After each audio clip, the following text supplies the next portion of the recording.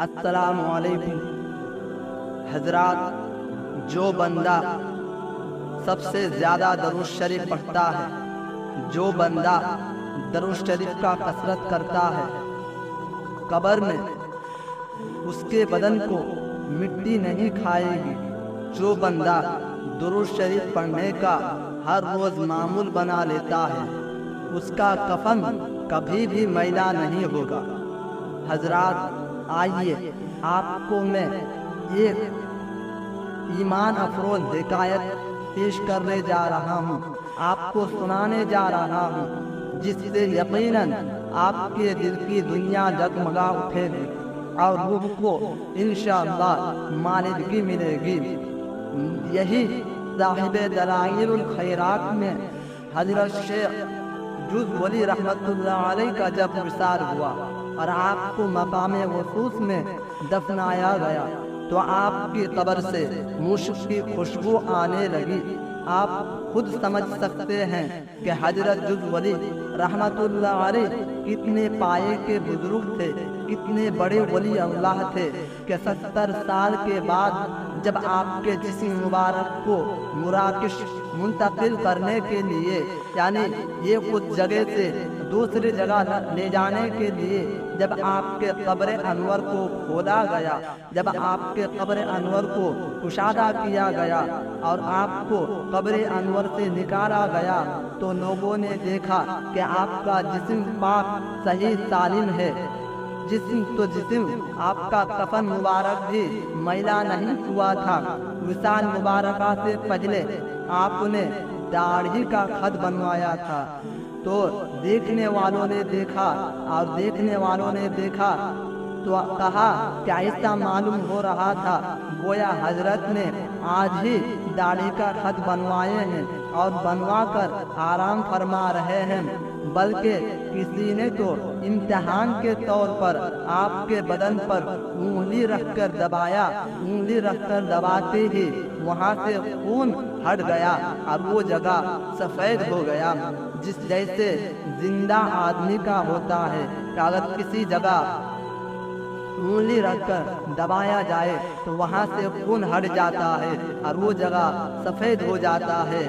اسی طرح حضرت جز ولی رحمت اللہ علیہ کا بھی ایسا ہی ہوا۔ پھر کچھ دیر کے بعد وہ خون واپس اسی جگہ آ گئے اور خون گردش کرنے لگے اور وہ جگہ لال ہو گئی، یعنی سرخ ہو گئی۔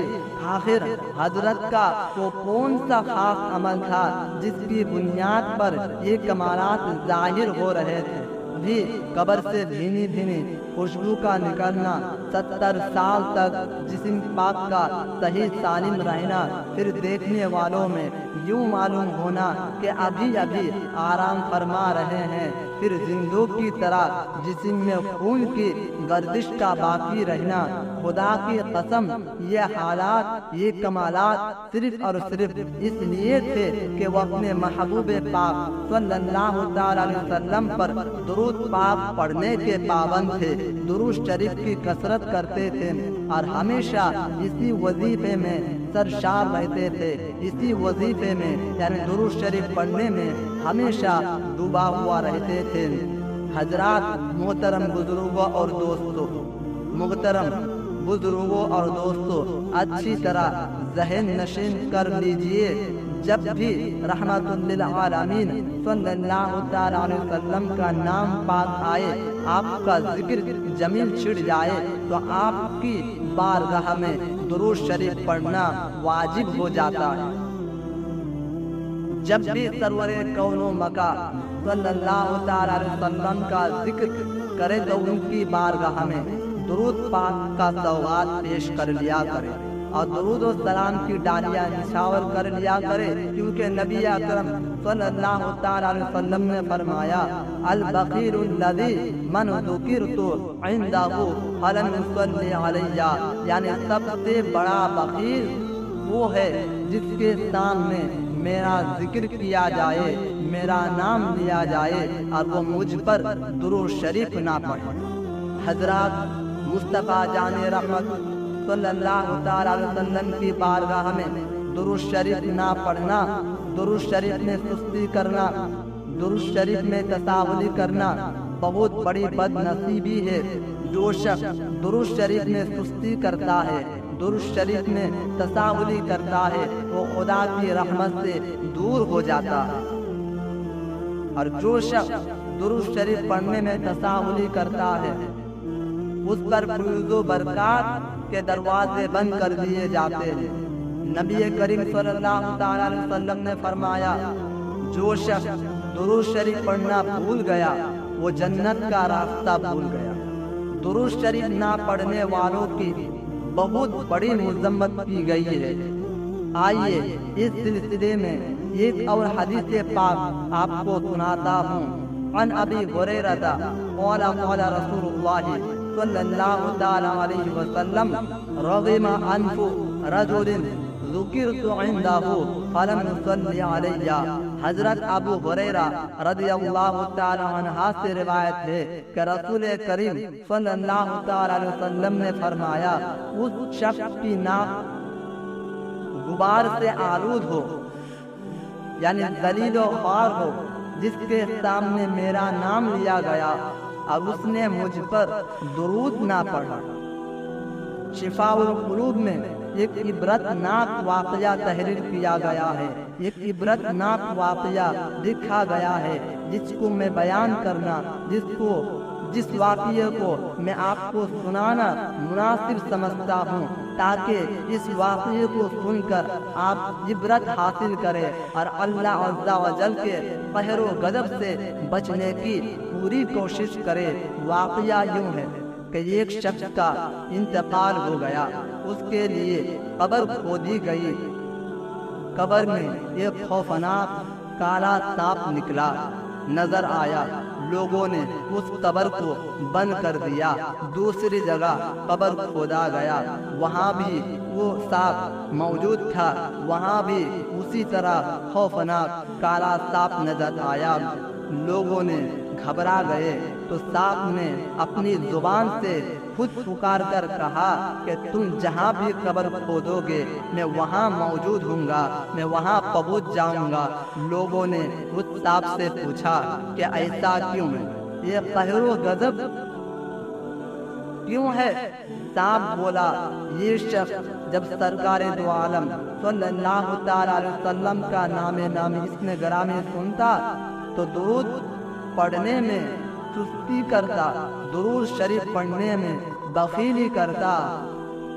اب میں اس بخیل کو سزا دیتا رہوں گا اور قیامت تک میں سے ڈستا رہوں گا۔ حضرات، ابھی آپ نے سنا کہ جو شخص درود شریف پڑھنے میں بخیلی کرتا ہے، درود شریف پڑھنے میں کنجوسی کرتا ہے، اللہ کے رسول صلی اللہ تعالی علیہ وسلم اس شخص سے سخت ناراض ہو جاتے ہیں، بہت زیادہ ناراض ہو جاتے ہیں۔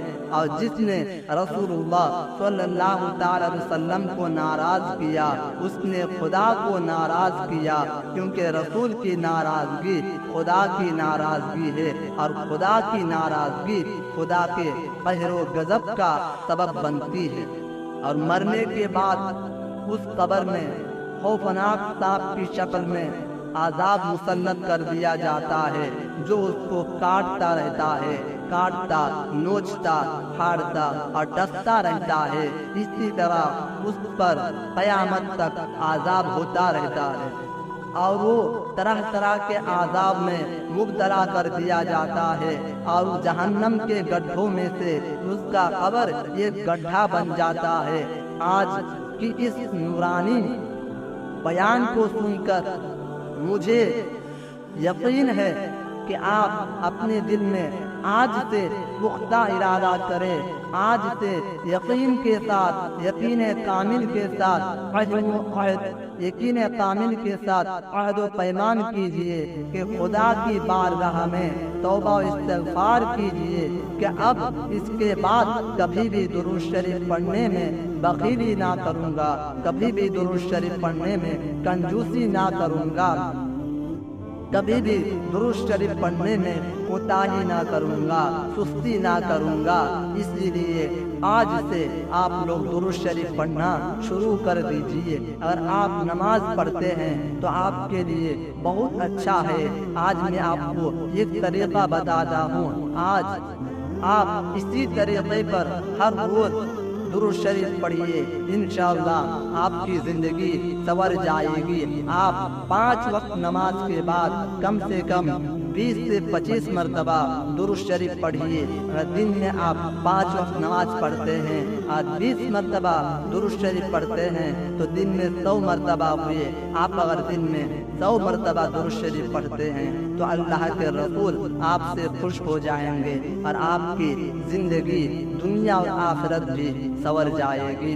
और आपको सबसे छोटी दुरूद शरीफ पढ़ना है तो आप ये दुरूद शरीफ पढ़ सकते हैं। उठते बैठते चलते फिरते हर जगह कहीं भी सिर्फ नापाकी के हालात में और नापाक जगह को छोड़कर आप कहीं भी पाक जगह में दुरूद शरीफ का विर्द कर सकते हैं। आप ये दुरूद शरीफ पढ़ सकते हैं।